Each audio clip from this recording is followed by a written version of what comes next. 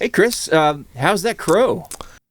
Oh, it's really good. Yeah, it's fantastic. But well, the Draft House added humble pie to the menu too. So, would you like me to get you a slice of that?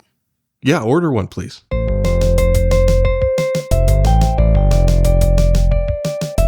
Two middle-aged guys try to work it all out. Two middle-aged guys try to work it all out. Two middle-aged guys try to work it all out.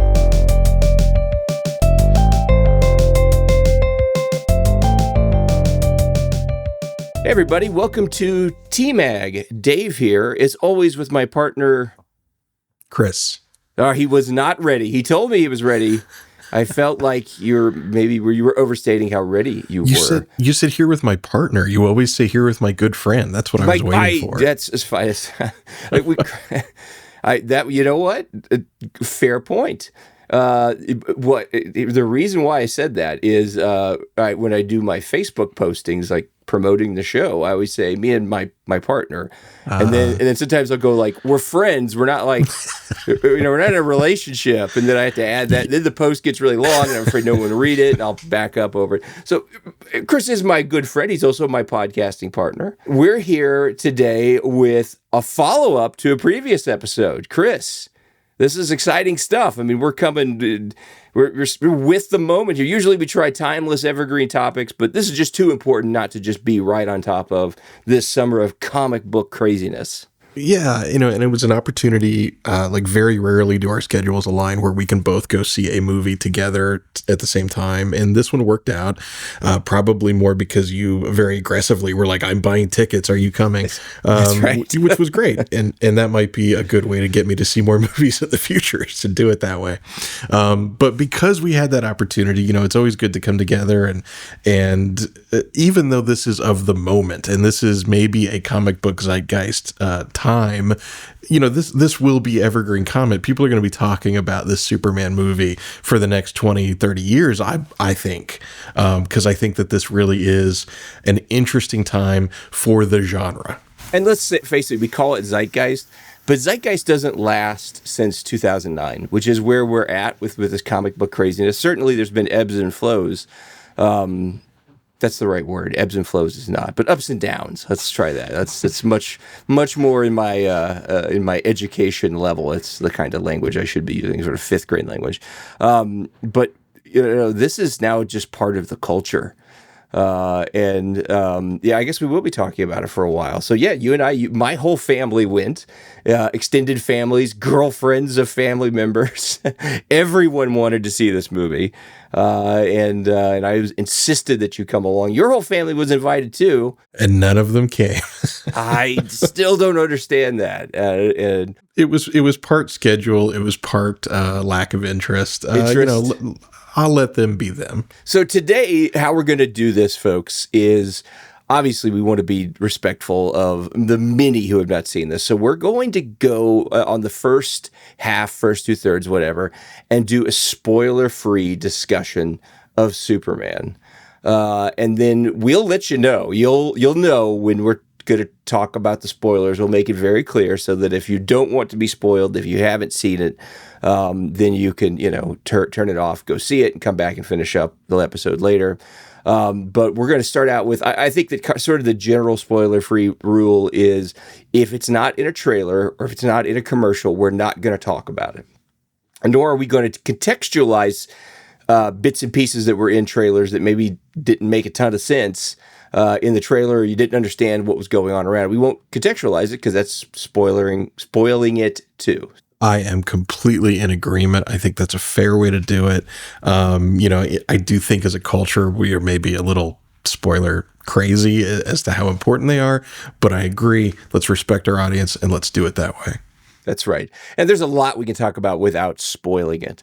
But before that, I just want to tell a really brief story about the theater. You and I were not sitting, I had booked like half a row, and it's not an exaggeration for my family and Chris. And Chris and I were on opposite ends. It's the way I needed it to work. I needed to be at the end in case I had not sat for that long. post some of my surgeries, and I thought I might have to get up and stand in the back. That's actually what happened. Spider-Man No Way Home. I ended up watching Spider-Man No Way Home, like 2/3 of it standing in the back, because I went 2 weeks after a neck surgery. So I was like prepared. I was like, I'm going to sit at the end. And if I got to go stand, in the back, I'll go stand in the back. Thankfully, I did not, because the seats are so comfortable at the Alamo Drafthouse. But I got a little bit of a negative story about the Alamo Drafthouse. Maybe not so much negative, but it kind of gives you an insight into what can distract me. We sat down. I said, I'm going to go to the restroom. My wife ordered, and they brought the popcorn, and they brought the little thing of candy. And I went for the thing of candy, and she said, I'm sorry, I need to warn you.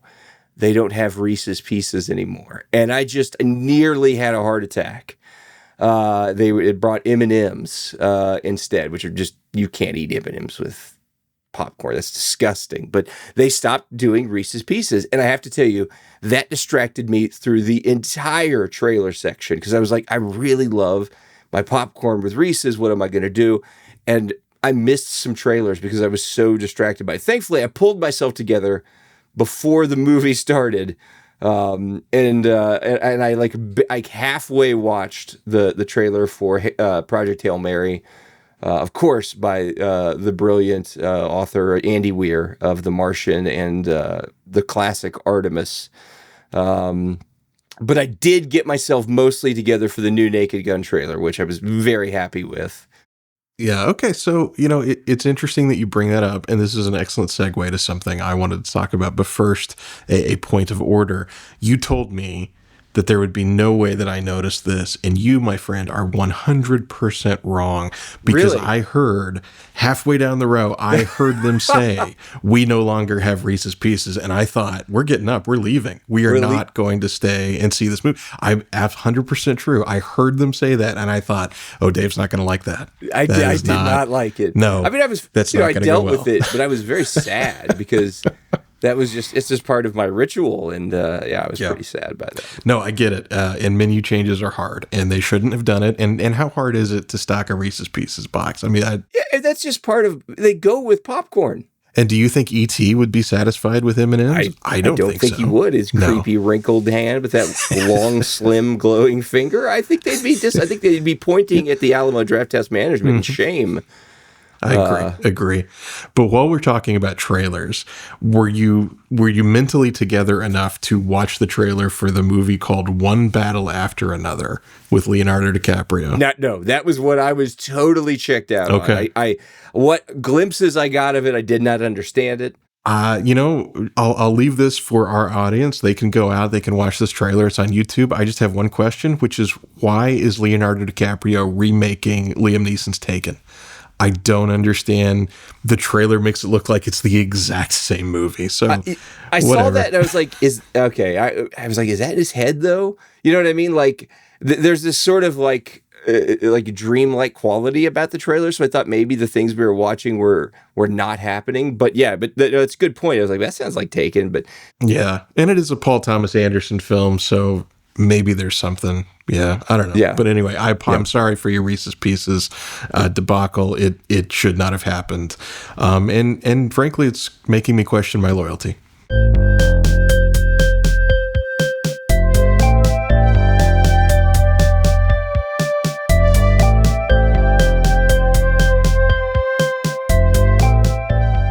Well, anyways, let's get into it. All right. So you and I both got to see Superman at the same time, opening weekend, same theater, same setup, same lack of Reese's Pieces. I mean, just get it out in the open. What did you think of the movie? How did you feel, throughout the movie? How did you walk away from it? Just tell me your thoughts. If you and our listeners will remember our previous episode leading up to this, I was not excited for the film. I did not think James Gunn was a good choice. I had not been impressed with any of the teasers or trailers that had come out about this. None of the TV spots really interested me. I felt nothing for this movie going in. And had it not been for you, probably would have waited for streaming to see it. But I was completely wrong. I enjoyed this movie a great deal. Is it perfect? No, but I will say that the complaints that I have about this movie are very, very minute. And I will be happy to eat some crow and some humble pie and say that everything I expected James Gunn to do with this film, based on the previous films that he's made, I was wrong. He did not. It was not just Guardians of the Galaxy with Superman.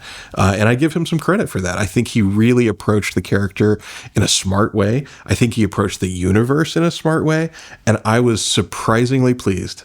He showed a lot of restraint, I think, because I feel very similar. I mean, I was a lot more hopeful about it than you going in.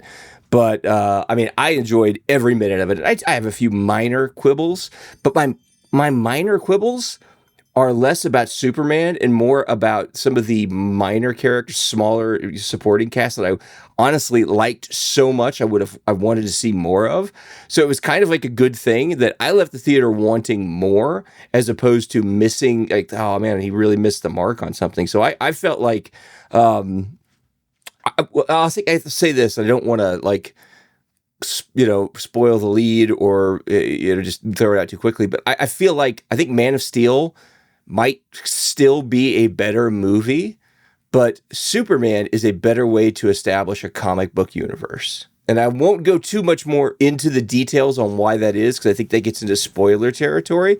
But I just think that if you're just going to set them side by side, I mean, Man of Steel is just brilliant and classic, but it was a slow walk to a comic book universe, whereas James Gunn was it was gonna have a pun, but it was a bullet out of a gun, right? Way to establish this, and it didn't seem like it was rushing, just going fast. And there's a difference, right? And I just enjoyed every minute of it. I thought the first 10 or so minutes really made me feel like this is going to be a Superman movie. Yeah, I completely agree. I will say this about the movie, because honestly, the spoiler-free part of my discussion is a lot smaller amount of my show notes than the spoiler discussion. But this movie feels long, and I mean that as a compliment. Like when I walked out of the theater and I got home, my son asked me, what I thought of it, and I gave him my review, and I was like, man, I'll tell you though, the movie's really, really long. And he looked it up and he's like, it's 2 hours and 9 minutes, Dad. And I was like, whoa, wait, what? Are you kidding me? Yeah. No, it's not long, but it feels long, and that's a compliment because this movie has a ton of characters, a ton of story, and somehow it manages to give everyone their weight and their due in that process of the story. I think a common criticism we have with movies on this podcast is there's a lot of filler, and I would say that Superman has zero filler. Every single scene in this movie advances the story, gives you some sort of character development, or does some kind of heavy lifting to make this a really effective film. And I think that's amazing. I haven't seen that in a Hollywood film in a couple of years, and that goes right in the face of some of the comments I had about the recent Marvel movies, which I felt like, good grief, we're pausing the narrative here for 10 minutes in order to get through this fight scene. And Superman does not have that problem. And I was so glad to see that. I totally agree. Every scene, every line of dialogue was in service to the overall picture. I could have stood another 20 minutes of the movie. But doing it being economical with it just means it gets more showings. It will make more money. It will get more people in the theater. So I think, Gunn made some wise decisions. I am impressed. I was more positive about it than you were, but I really didn't think he could do as well as he did. He's matured an awful lot. I guess maybe he got all his immaturity out in Peacemaker, and just all the silliness came out in that ridiculous show, which I know you haven't watched. By the way, if you have not watched Peacemaker and you want to just get a sense of what it's about, just watch the opening credits. And that's really all you need to know. And if you love those opening credits, then by all means, watch the show and you'll probably be pretty satisfied. But the opening credits are insanely long, and they will tell you everything you need to know about what's going on in that crazy house. And maybe that's how he got all his ridiculousness out. He's like, that's the outlet I need in order to run a studio and be responsible universe creating James Gunn. So I think it also just speaks to his ability as a storyteller. And I did not think I would be using that phrase when talking about James Gunn prior to seeing Superman, because everything that he delivered up to this point kind of, in my mind, had that Guardians of the Galaxy tone to it. And I was afraid that that was just the James Gunn tone.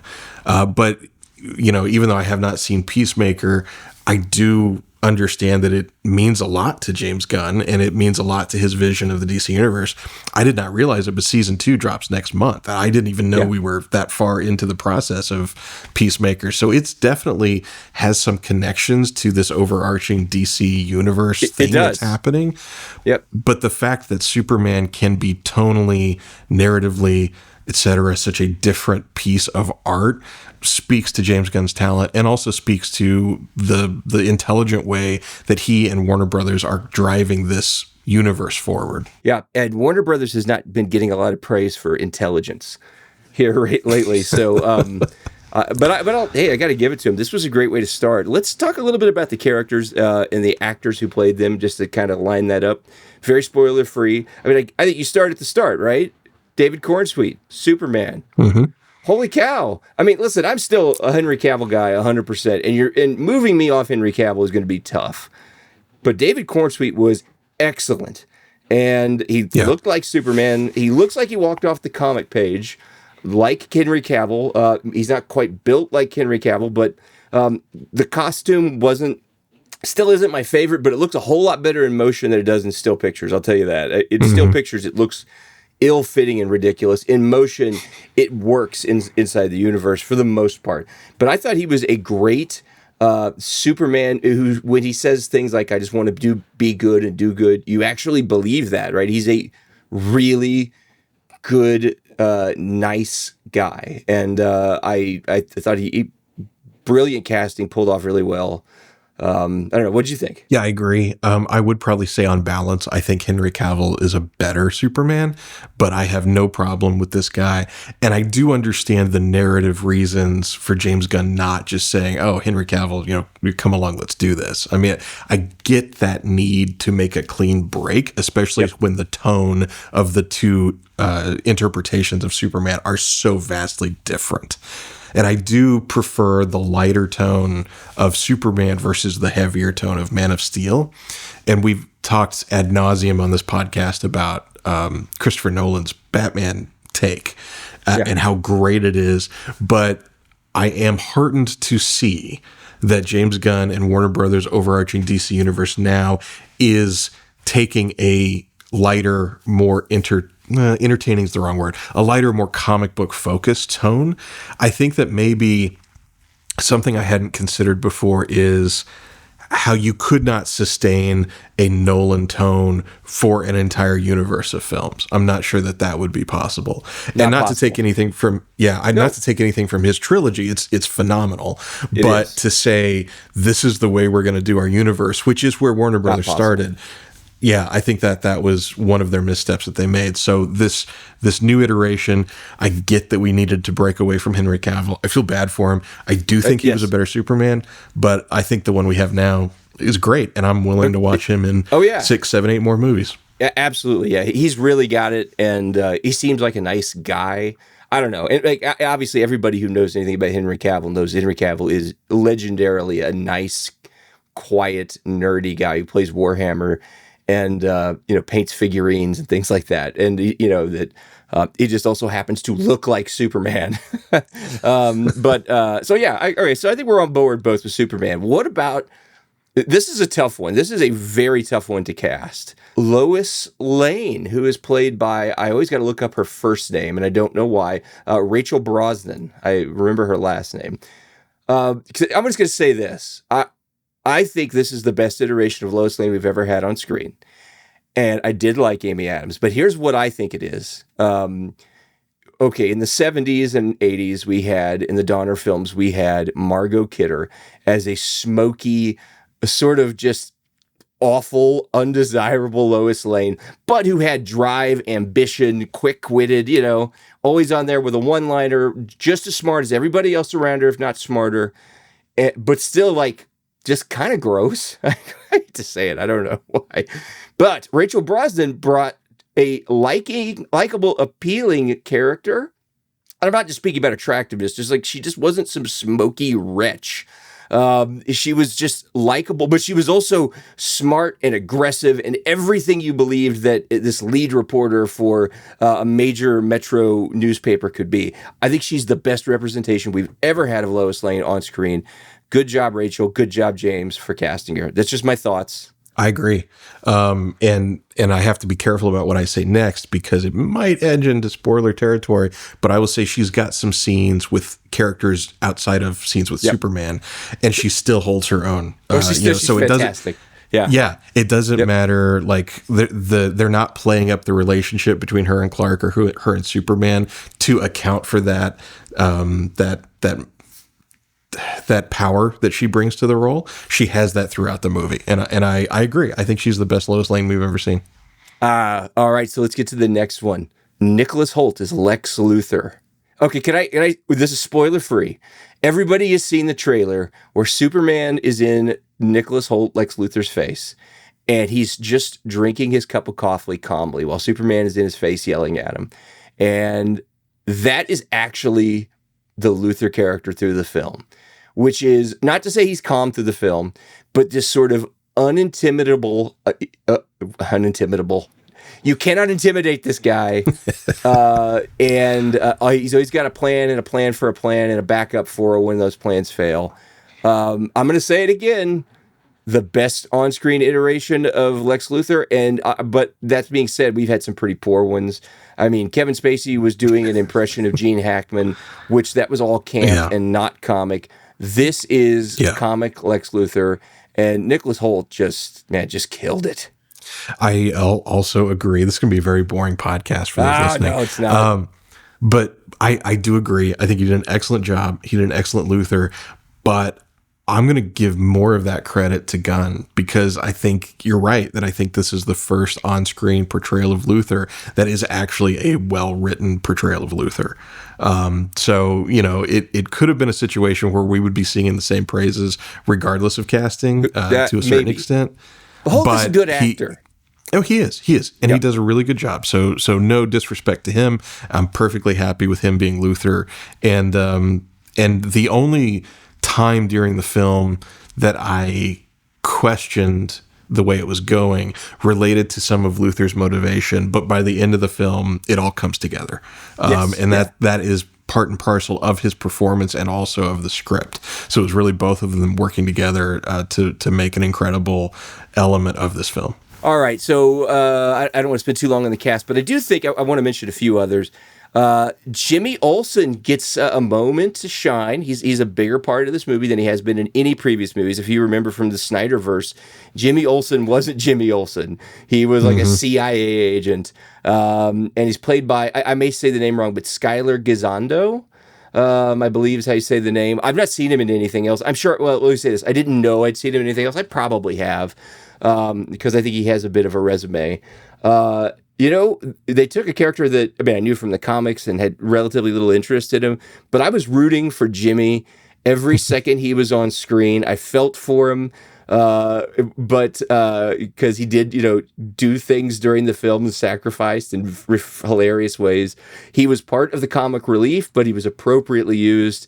And bravo, James Gunn and Skylar Gisondo, or however. By the way, the Skylar Gisondo is my favorite late 90s handheld video game system. The Skylar Gisondo. It was only around for about 6 months. Tiger made it. Yeah. Black and white. Bad choices. No, again, taking these little characters that may not mean much, right? And making them meaningful, but also not making them the focus of the movie, just giving them something fun, important to do, and moving the film along at a great pace. And Gunn he had it figured out. The key to what you just said was something important to do. Yes. Jimmy Olsen's role in this movie is consequential.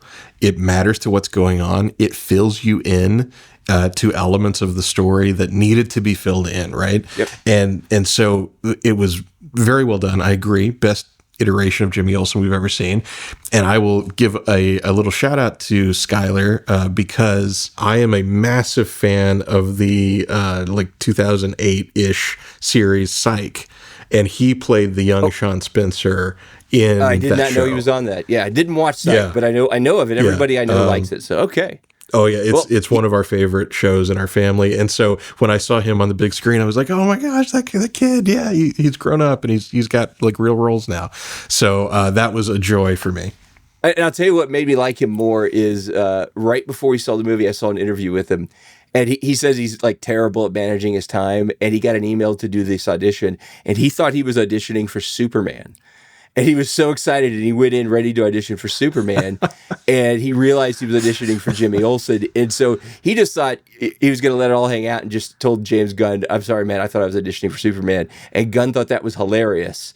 And he credits that for helping him get the role, which I think is funny and honest. And like, you know what? Kind of fits in with the character of Jimmy Olsen, especially the way it's played here. Not a silly, ridiculous character, just sort of a fun, funny character. So again, great actor, great casting. I got a couple more here. We'll go pretty quick. I think something has to be said about Mr. Terrific. Holy cow. I don't want to say a whole lot because I think I will maybe in the next section, but let's just say this. Mr. Terrific stole the movie. Stole the movie, I think, in many ways. Not every scene, but well, I will say this, but every scene he was in, you were watching Mr. Terrific because you could not wait to see what this guy did next. What a fantastic a character that I thought like, ooh, why would you put him in live action? I mean, people know of him from the cartoon and obviously from the comic books, but from the Justice League cartoon, he had a fairly big role. I thought tough to put into live action, but I can't say his name. But excellent performance, excellent writing by Gunn, and just scene stealer is what he is. I'll go as far as to say Mr. Terrific was terrific. He was, yeah. He was appropriately named. His Mr. Mediocre, which was his original name. I'm glad he didn't stick with it because he was far beyond. Well, they saw the performance, and Gunn was like, "We got to change your name, guy. We can't. Mr. Mediocre's not going to fly." And they had the M painted on his face. It wasn't working. The mediocre spheres that he was using, like I don't know, man. This is just let's go with terrific. He's just not so self-absorbed, but it worked. Two more quick ones. I will get into these a little bit more in the spoilers. Nathan Fillion as Guy Gardner, Isabella Merced as Hawkgirl. Excellent casting, excellent use of them. I'll talk a little bit more in the spoiler section because I don't think that here's the time to talk about them. But you know they're there because they're in the trailers. But Gunn got so much right here. And this cast, I honestly, there's no miscast here. All right, I think the big thing everyone was worried about is when we heard that Cavill wasn't coming back as Superman. I think that as we understood the reasons why, that we were okay with it for the most part. And then when we saw the performance of Corn Sweet, I was really okay with it. I mean, I'm giving it 2 thumbs up. I'm giving it 4 stars out of 4. This is, to me, everything that I hoped it would be.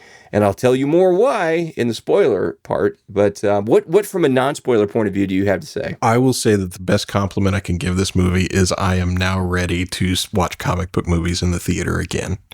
And if anybody who's been listening to us knows that I was out, I had checked out on Marvel, and there was nothing DC even coming up to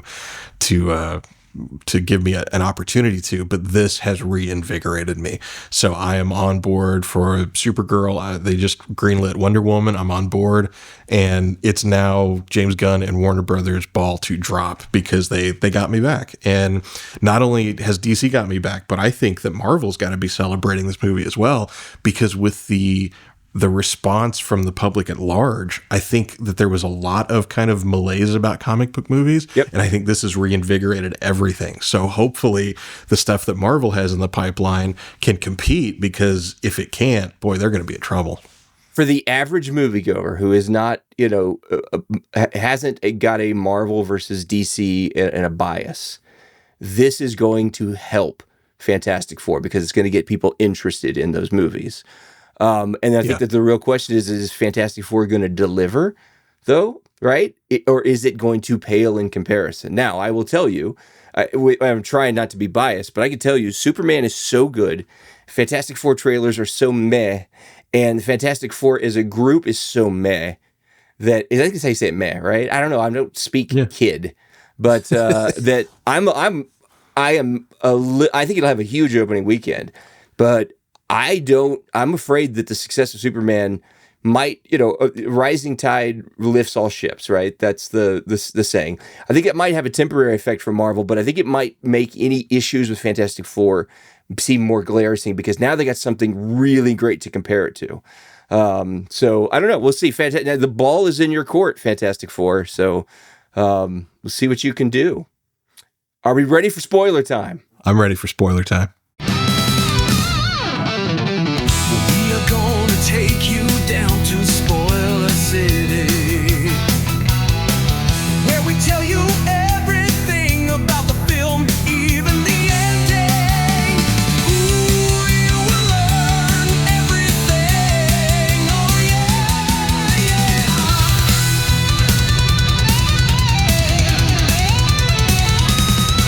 Every detail, no secrets at all. Every surprise will be ruined.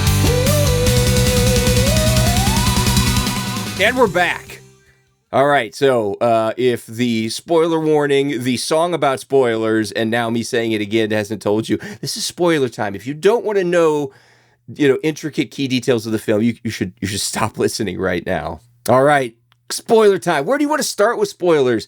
Because I've got a couple big things that I just got to get out of my system. So, Chris, wherever you want to go. I'm going to launch into my spoiler, and I think that this is on your list. I know it is, no question. This movie needed like 15 to 20 times more Guy Gardner in it. No kidding. I mean, but again, that they left you wanting more is so. It shows James Gunn's restraint.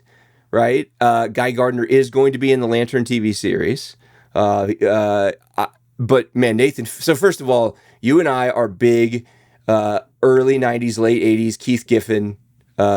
Just Giffen or Griffin? I always get this wrong every time. But Justice League International fans, Griffin. That's right. Giffen is the music producer who produced Peter Gabriel and a bunch of other. Yeah, this is that iteration of Guy Gardner, pre-Warrior Guy Gardner, comic book nerds will know what I mean, brought to absolute perfection life by Nathan Fillion. It was a cross between, in my opinion, Gunn truly understanding the character, right, which is where his goofiness comes in, and that Nathan Fillion also like having wanting to lean into the goofiness. I heard Fillion say he insisted on the bad haircut because that is a trademark, Guy Gardner trait. He's gone back and forth between other haircuts like flat tops and things like that. But truly, if you're going to have the real Guy Gardner, you have the bowl. And Fillion brought the bowl. And there was a wig, thank goodness. It did not have to walk around like Javier Bardem with a bowl cut with No Country. But man, that movie, you're right. He was so great in his scenes. His constructs were hilarious. First time we've seen constructs, on film. I mean, really, you only have one thing to compare it to, which is the Ryan Reynolds Lantern film, which is pretty terrible. But the constructs were hilarious. His obvious rivalry with everyone else in the metahuman world, including Superman, was great. But he wasn't, he was a jerk to everyone, but he wasn't like mean to Superman, right? I mean, if you know anything about Guy Gardner, he's a jerk, but he's a jerk you can count on. He's a jerk that actually deep down had a heart. But he wanted to be simply the best. He challenged everybody to a fight, including Batman, without the power ring, to a hilarious consequence in the early days of the Justice League. Man, it was perfect. And you're right, he can totally get his own film, and it will be there. It would make $800 million because he was great. Yeah, and Fillion is a fantastic actor. He's one of my absolute favorites in any role that he's in. But it would have been so easy to take the character of Guy Gardner and just make him the jerk, right? Without the extra layers, without the... Exactly right. And there are even times where I think comic book writers make that mistake. Because there are times I'm reading Guy Gardner, I'm like, I don't like this guy. But when he's done right and he's done well, he's a really compelling character. He's a great foil for everybody he's around, and he's entertaining as all get out. So completely on board with the Green Lantern TV show. I love the fact that in the Superman movie, they do not go into the origin of the Green Lantern Corps. Yep. And I think in a lesser filmmaker, when Guy Gardner gets that moment where he's like, I'm the Green Lantern for the Earth, we would have gone into a Talks about his 15-minute oath. diatribe. Yeah, exactly. Yes. Yeah. And the fact that we skip right over that. If you're a comic book guy, you're into it and you get it and it's funny. And if you're an audience member, you're smart enough to figure it out. Right. And that's the thing about it. This is the big thing. I think there's a spoiler section. I hinted at it.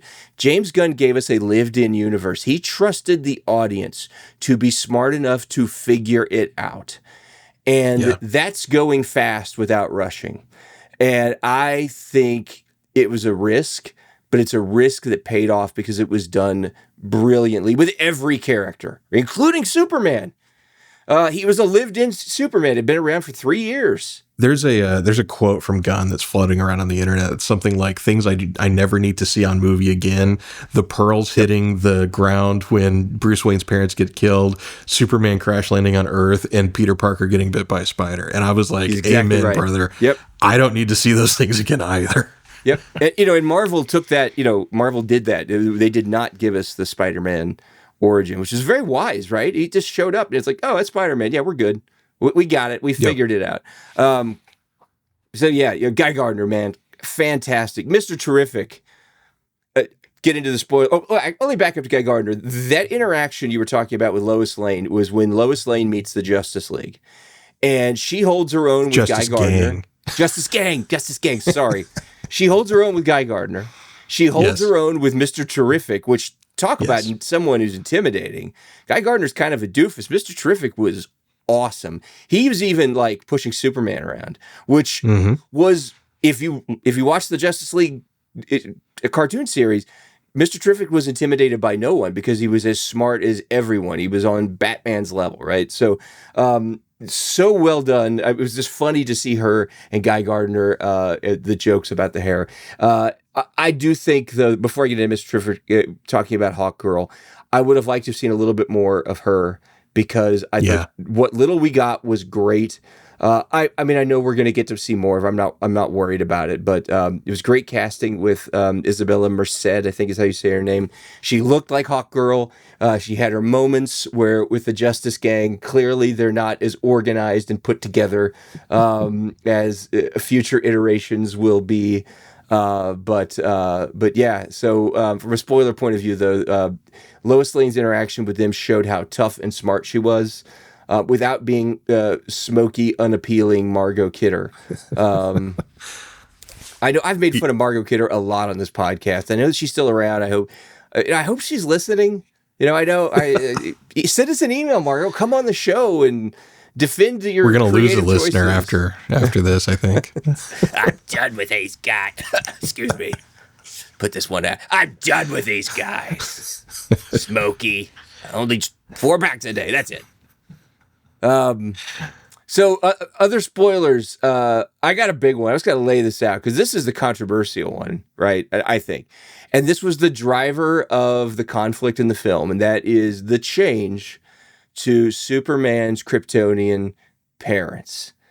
And this is controversial. I have no issue with it. I think that this is a turn that needed to be made. This is kind of like what was done in the Batman with Bruce Wayne's parents, right? Putting a spin on Thomas Wayne that making him seem less wholesome and perfect. But this is even more dramatic, I think, what he did with the Kryptonian parents and what their directive was to Superman, that Luthor used to turn the world against Superman. And other heroes against Superman, potentially, right? But some were smart enough, like Mr. Terrific, to see that Superman was not the bad guy. But this is a controversial change, and I get why. I totally get why.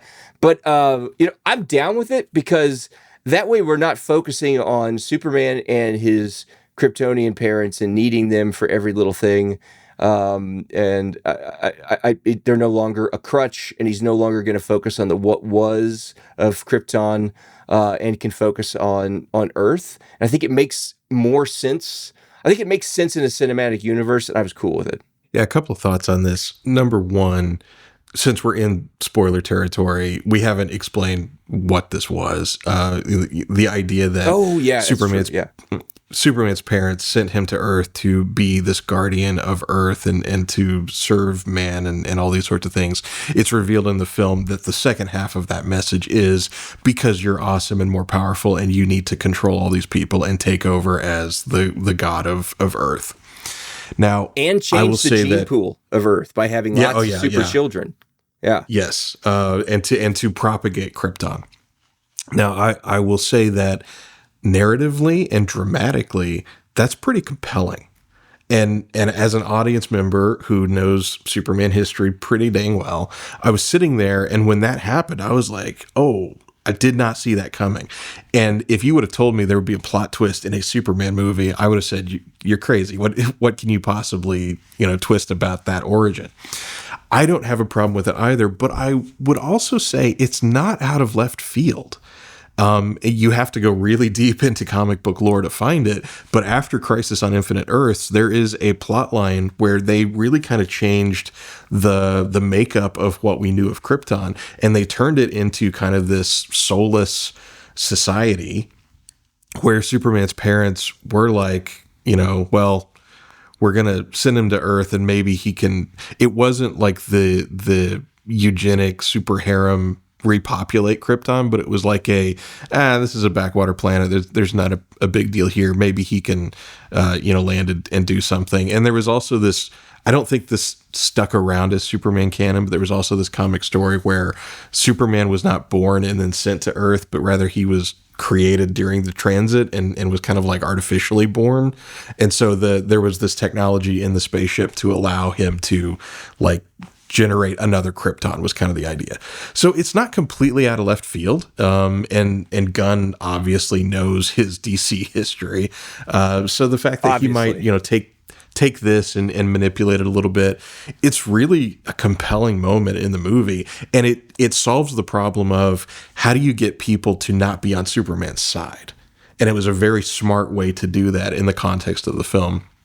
And then, also the resolution of it is very on point for the theme of the film, which is you can choose to be a good person. Yep. And with Gunn wanting to yes, it did. It did. Which right? Gunn, yeah, because he has that sit down moment on the front porch about it doesn't matter, what you were supposed to be. All that matters is what decisions you make, which is a very strong message to have in a Superman movie. And then you have this plot point that really, really reinforces that idea. I think it was handled very well. I think the only people who are complaining about it are the same people who are complaining about, well, Kirk didn't wear that T-shirt in this episode of the original series kind of thing. I mean, it's really granular and it's like, actually, comic book guy, basically, is who you're saying. Yeah. Exactly. I think those are the people that are upset about it, as opposed to anyone who's just wanting to go and is able to enjoy a movie.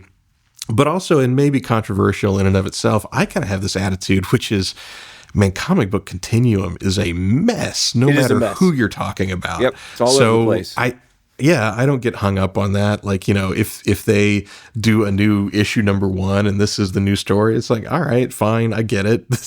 We got to approach this a different way because comic books are essentially the nerd equivalent of soap operas, and if you're trying to keep the through line of that happening, you're just in for a headache. So my critique, or my critique's the wrong word, my litmus test for those kinds of changes is, does it make sense in the context of the story? And James Gunn passed that test with flying colors. So let's talk about and I'm mentioning this in the spoiler section because most people did not know this, the casting of Bradley Cooper as Superman's Kryptonian daddy. This is where, so first of all, I was like, okay, I don't care. But I did read honestly, frankly, it's a small role. If it had been somebody awful, I would have said that's a bad choice. It was an okay choice. It was fine. And I guess it comes down to, I think Bradley Cooper is pretty good, but not like as great as apparently everyone else does, because James Gunn, when asked about it, said that he felt like Cooper was the only one who could walk in the footsteps of Brando. And I was like, well, okay, James, that's Boy, Yeah. that's hyperbole. Yeah, plus. I mean, the footsteps of Brando, man. I mean, Russell Crowe, who was Jor-El, right? It's Jor-El, right? I always get Jor-El and Kal-El mixed up. It's Jor-El, right? Yeah. It's Jor-El. I mean, I think Russell Crowe is a very good actor, but I would not even say he walks in the footsteps of Brando because, like 5 or 6 people could walk in the footsteps of Brando. That's it, right? I mean, it's a really short list. And I'm not talking about the fact that he had huge feet. We all know he had massive feet. But I'm just talking about skill. I thought that was the joke you were making. I'm just talking about skill, right? There are, Brando is in a class of his own. Bradley Cooper is nowhere near that class. Russell Crowe, I keep on wanting to say Russell Brand, which that would be hilarious casting. Hey, Superman, you gonna go and you gonna fly and everybody, we do drugs together. Oh, now I'm a Christian. No more drugs for Superman. That's my Russell Brand impression. It's not bad. It's not good. I didn't practice it or anything. But he's a good actor, but even he doesn't walk in the footsteps of Brando. But I was fine with it. I think given what we've seen, we're not going to see a whole lot more of them, which is perfectly fine with me because I'm tired of that. And then on another bit of casting, I will say I'm a big fan of Kevin Costner as Paul Kent.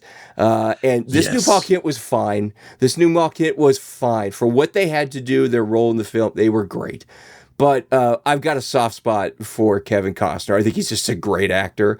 Although he does tend to play the same role over and over, and I get it, but that role he's really good at that role. Oh, yeah. And it worked. Yeah. But I don't consider that a downgrade because he was used in a totally different way in this film. And the way he was used was so great. But I think from a spoiler point of view, it's interesting, and I think it might be considered controversial. But I just, it doesn't bother me.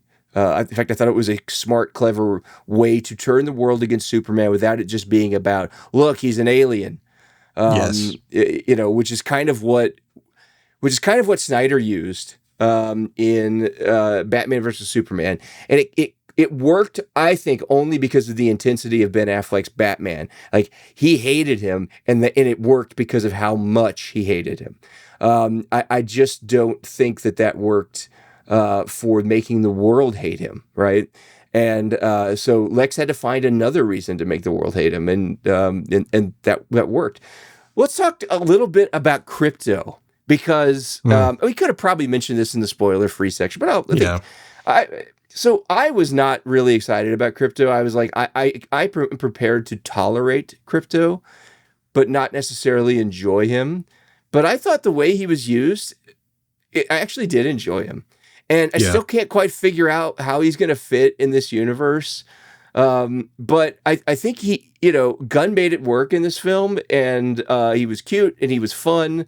And then when you find out at the end that he's not actually Superman's dog, that was awesome. And that really made it really work. I was like, okay, now some of the things I did not understand, I do. And I was very happy with it. I don't know. What did you think of Crypto? Yeah, I 100% agree with everything. And the potential for that to be an annoying character was high, like Scrappy Doo level of annoying character. But Gunn avoided all that. He's a cute dog. His purpose in the story is there, right? Like at the very beginning when Superman's beaten to death and he needs help getting to where he can be healed, and he calls the dog. That is a tangible reason within the narrative why Crypto needs to be there. It makes perfect sense, and so it wasn't just, I'm gonna shove in a cute fluffy dog because we're gonna sell plushies and because I think people will respond to this dog in a red cape. It wasn't like that. It had logic. It had narrative behind it, and I think that made me enjoy it. Now, do I want to see Crypto have a strong presence in every Superman movie going forward? No. But I don't think that's where Gunn's heading because of that end tag that you talked about, where it's revealed that Crypto was in fact Supergirl's dog, and she just left him with Superman to babysit him. Yeah. And I think that in a Supergirl movie, I think there's a lot of potential there to be really, really entertaining. But I feel kind of like, as far as Superman is concerned, we've had our crypto. And so if in Superman 2, if there's another huge like crypto component, I might be like, we should move on from this. But I don't think Gunn's going to go that direction. Yeah, no, he was used properly. He was used sparingly. And it's something that I thought would never work. Yes. So I Agreed say completely. Yeah, so I say, again, good job, James Gunn. And also the pet wranglers having to deal with a flying dog. Man, they did a great job. So, you mentioned Supergirl. So we did get a brief glimpse of Millie Alcock's Supergirl. And she is every bit the messed up Supergirl that we're getting in modern canon, right? Now, the days when I was into comic books, Supergirl was not messed up like this. But we're getting her in sort of the new edgy Supergirl, but not in a bad way. We did, however, have a Supergirl in DC already in the Flash movie, which you did not watch, right? I'm trying to remember. You did not watch. She wasn't bad. She was not bad, but this is going to be a very different one, I can tell.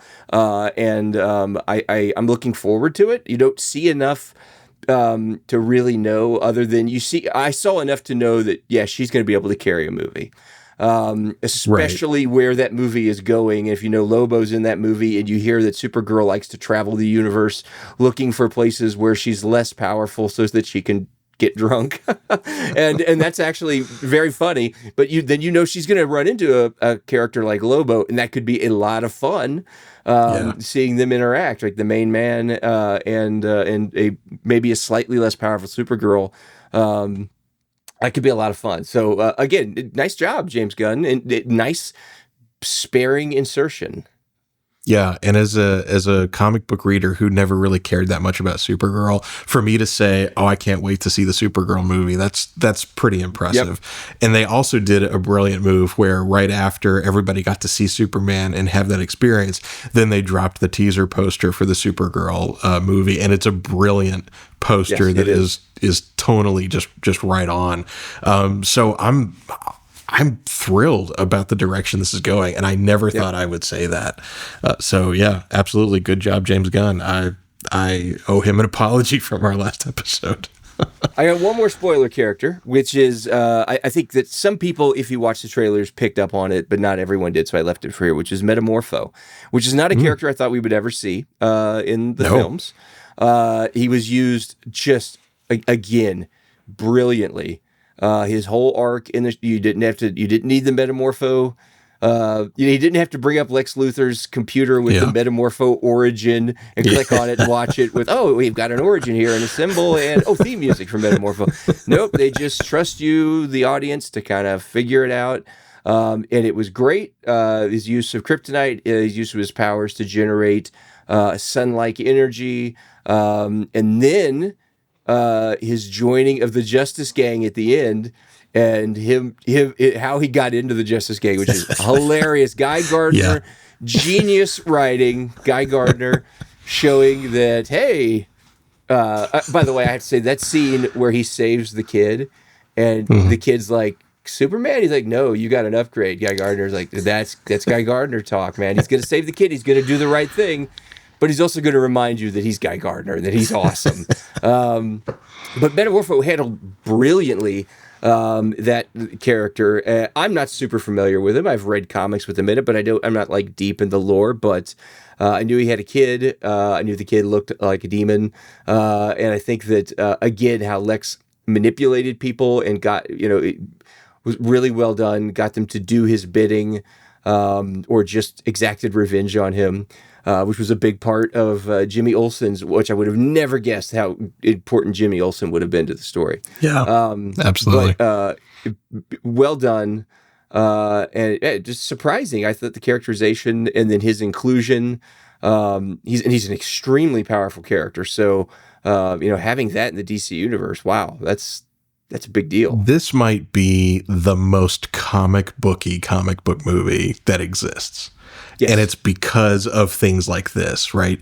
Any other superhero movie would ease you into this weirder side of things, but this movie doesn't. You literally just hit a scene and Metamorpho sitting right there, and you're like, wow, That's a deep cut to just throw at people. But the way he did it, and you're absolutely right, the character is established. Nobody needs to know about the history of his powers or even necessarily the specifics of his powers. What you need to know is presented to you on screen with his situation, with his child, with Superman, with Lex Luthor. Done brilliantly. And as a character, again, I never particularly cared about. This movie made me care about him and be like, oh, he's involved in this now. And it was a huge relief and a breath of fresh air to see a filmmaker trust their audience and be like, they're going to come along with me on this ride. And to me, that's what Metamorpho was in this film. Yep. Great. Was he in the Doom Patrol or Doom Patrol adjacent? I was trying to remember Metamorpho. He was Justice League Europe. Metamorpho Justice League Europe. Okay, that's right. You were right. Yeah. Okay. Doom Patrol. I could see the Doom Patrol fitting into James Gunn's DC. As long universe. as it's better than the HBO show. I never watched it. I saw like what their cyborg looked like, and it looked like Party City Cyborg. So I did not watch. Yeah, visually, it was really good. Narratively, it was not great. Was it? Okay. Yeah, so I'm all for Doom Patrol, but you have led me into the last thing I want to talk about, which is where do you think the DCU is going? And I have a thought and an opinion of where I think it's going. But what's your take there, Dave? So it's interesting. I read an article about this where James Gunn said, this has got a point. It's going somewhere, and you will start to see that develop. And he said Peacemaker season 2 will drop hints. It's not like it's going to be about Peacemaker. I hope. I'm pretty sure it's not. But he said that, you're going to see, what this is really all about start to come together. And I don't believe it's about Darkseid. I don't believe it's about Apocalypse. And that I think that that's been played out over, different forms of media, including in the Snyderverse. They started that. I'm excited about the journey, but I don't have a whole lot of ideas about where the end is. I look at this universe and say, this is a universe that Dr. Fate, the Spectre, and Phantom Stranger will appear in, and they will be handled like respectfully. And they will, it's going to be really interesting to see how some of those are used. I mean, we have not gotten a proper Phantom Stranger. I don't believe we've ever gotten anything close to a Spectre. I guess we did in the Constantine TV series, but it wasn't proper. And then we did get a really great Dr. Fate in Black Adam, but it was, it was in a doomed to dying universe, and he was the best thing about the film. So I'm like, I'm excited to see where characters I love, like a Booster Gold, Flash. I mean, right now there's a rumor that the Flash has been cast by Andrew Garfield, or cast as Andrew Garfield, not by. Like, I'm glad Andrew Garfield did the cast. Yeah. He picked Hayden Christensen. Isn't that interesting? No, but that Andrew Garfield has been cast as a Flash. That's interesting. I don't know, but I think that we're going to see all these characters come to life. So where is it going? I'm not sure, but I'm along for the ride. But I'd like your thoughts. Here's my prediction. I think we're leading up to Earth 3. I think that's going to be the conflict, because in Superman you have Ultraman, who is Superman's Earth 3 alter ego, and at the end of this film, he gets thrown into a black hole, and we don't know where he's going with that. So I think James Gunn is building towards Earth 3, and there's going to be that conflict of the superheroes we all know and love versus their Earth 3 counterparts. That's my prediction. You've heard it right here, folks. I think that's going to be the big thing. It's interesting. We didn't talk much about Ultraman. We didn't talk at all about Ultraman, which it was fine, right? I don't have an issue. There was just so much else going on that. Mm-hmm. Ultraman, I actually thought when they popped off the mask, it was going to be like a Superman clone. I was prepared for that, but I thought it would be like a Bizarro, right? Like disfigured and everything. I did not expect it to be the actual Ultraman, right? But I was fine with it. I didn't, I wasn't disappointed. But yeah, to me, that was just, that gave Superman an opportunity to punch someone. Which was fine, right? But that wasn't the main draw of the film. It was the characters and the heart, right, and the comic bookness. And we got the engineer too, which she was great. I actually thought she was a very well done, villain. It gave Superman someone to fight. It's just There was so much else great going on that a second viewing I could totally use, and I will get one in the theater. It's interesting that you brought up Bizarro. That I think I would have liked that better. That would have been a really interesting take on that segment of the film. But, I will say that Ultraman was a little weak for me, which is a very minor critique. But, like the moment where Lex Luthor gets access to the Fortress of Solitude and everybody's like, how'd he do it? I'm like, don't you know who Ultraman is? It's Come on. I mean, yeah, right. We've all read these comics, obvious. Right? It was obvious that, that it was a clone. I just wasn't sure if the clone was going to end up also tying into, like a clone that became Bizarro. That would have been cool. I would have liked that. And that makes me hope that we get a Bizarro world moment in one of these films going forward. Because, strap in. We've got the next 10 years probably already mapped out. And I agree. I'm excited. I'm on board for the journey. Gunn's got Mr. Mapliznik, or however you say his name. He's got a file on him just ready to go. And hopefully that's where we get to see like the Phantom Stranger show up and say, all right, here's how we're going to have to deal with this ninth dimensional imp, guys. And I'd love to see a really good interpretation of Brainiac involved too. I think that would be pretty cool. Guaranteed. These are the kind of characters that Gunn I think enjoys, playing with. And obviously we're going to get a Batman. As long as it's not Robert Pattinson and it doesn't try to tie into that world, which I don't believe it will in any way. Those are incompatible worlds. So Gunn did say in an interview on Seth Meyer, I think, that that DC Universe, that company underneath Warner Brothers, was very excited about Matt Reeves' Batman. So I don't know if that means this is the Batman we're sticking with, which I think would be a mistake, or if he was just being nice on a talk show. I don't know. I think he was doing the PR part of the job, and maybe a little bit of misdirection, right? Because that Batman does not make any sense in the broader Batman universe. I mean, Ben Affleck's Batman did. It was close. He was close, right? Well, in the sense that he's a genius and that he is not afraid to stand toe to toe. Sure. Listen, I agree from a tone perspective. I'm just saying that an emotionally damaged, physically incapable, not particularly intelligent Bruce Wayne, who plays absolutely does not fit, right? They need a Batman. Basically, they need they need to find like a Mr. Terrific level charisma type character who's a little bit darker and less sarcastic, and plug that in, which I can't say enough about how great he was. And even my wife, who doesn't know anything about Mr. Terrific, we were talking about, she's like, I really enjoyed that character. Because you have to, because he's well written, he's well done. Yeah. And the best part of it, his annoyance with everyone who's not as intelligent as him. But you know who he wasn't annoyed with? Lois Lane. Yeah. He was not annoyed with Lois Lane. Again, just shows you that how not only that, but he's like, take my ship. It's pretty easy to fly. It's pretty intuitive. She's like, this is intuitive. But she managed it, right? God, well done, man. Well done. James Gunn. Good job. We were all worried. We were worried. We were worried that he could not control himself, that the fart jokes and the silliness would be, he just could not contain it.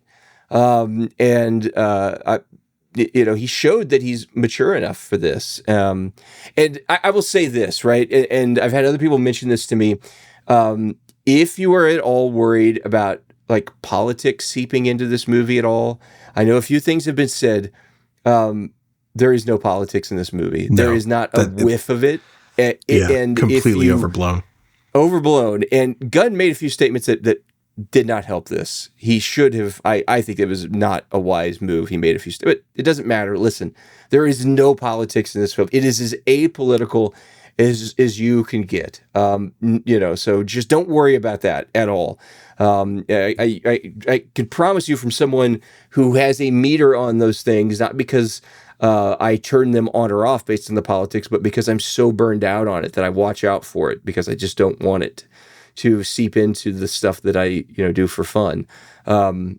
Don't worry about it. This is a good time for us comic book fans. This is a great time. This is like Iron Man and Iron Man 2, right? When you talked about the importance of those, this is that level of importance. I think a better film, frankly, than those. I agree. But this is that level of importance for the DC universe. So go and enjoy it. 100% agree. I don't think there's anything else to say. All right. And so, Chris, you and I, our next assignment is of course, the Fantastic Four. Fantastic Four. Yeah. And I just don't know, man. I hope I'm coming on here, and we're both being like gushingly apologetic, apologizing to Pedro Pascal's mustache, just everything. I recently bought a riding lawnmower. I mentioned this to you. I bought it from Pedro Pascal. The guy is everywhere. I can't escape from him. He's doing everything. He's doing mower like resales. He's like, yeah, for extra cash, I buy and fix up mowers. I'm like, all right, man, that's pretty cool. The mower I bought has a mustache too. And I was like, can we take this off? No, absolutely not. It doesn't work without it. Just it's like my me. signature.